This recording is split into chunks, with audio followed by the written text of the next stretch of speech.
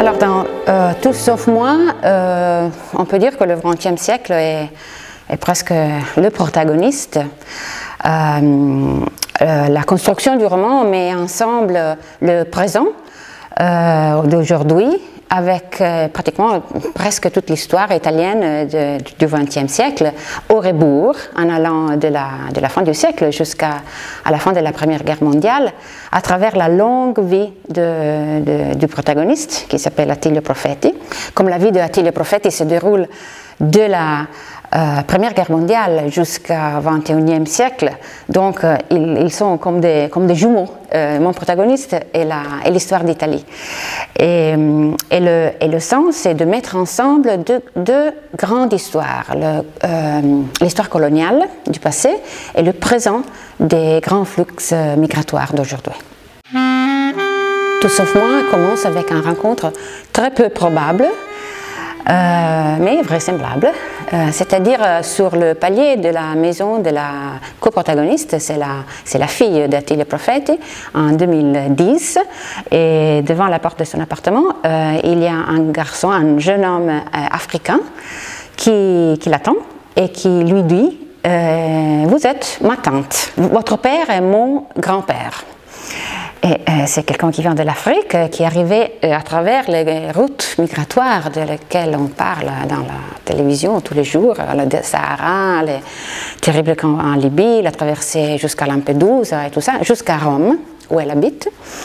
Et c'est la rencontre aussi à travers son vie du passé et du présent.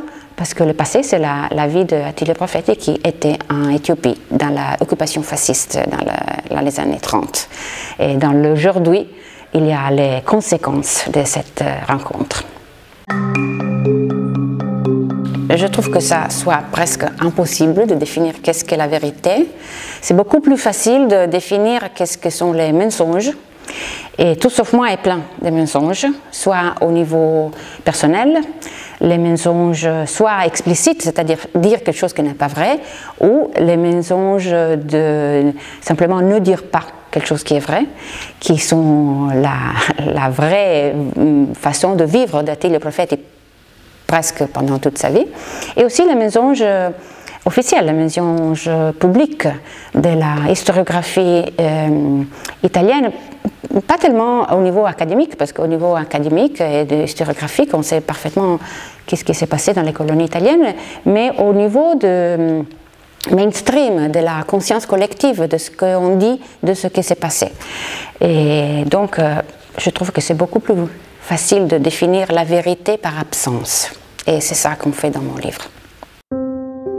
Je trouve qu'on parle trop souvent de l'identité comme de quelque chose de figé, de quelque chose d'éternel, et ça est la racine aussi du racisme et de la cataloguer l'autre comme quelque chose qui est absolument différent de moi, et qui est un des thèmes de Tout sauf moi. Je préfère penser à l'identité pas comme une boîte, mais plutôt comme une rivière, quelque chose qui bouge toujours et qui change dans les expériences de notre vie. Le roman, c'est le moyen à travers lequel je m'exprime et à travers lequel j'ai réfléchi sur l'histoire et le présent, le passé de mon pays, l'Italie, et aussi de mon continent, l'Europe. Ce livre, Tout sauf moi, je l'ai toujours pensé comme un livre qui parle certainement de l'Italie, mais c'est aussi vraiment ce que je peux raconter de l'Europe, de mon point de vue d'italienne.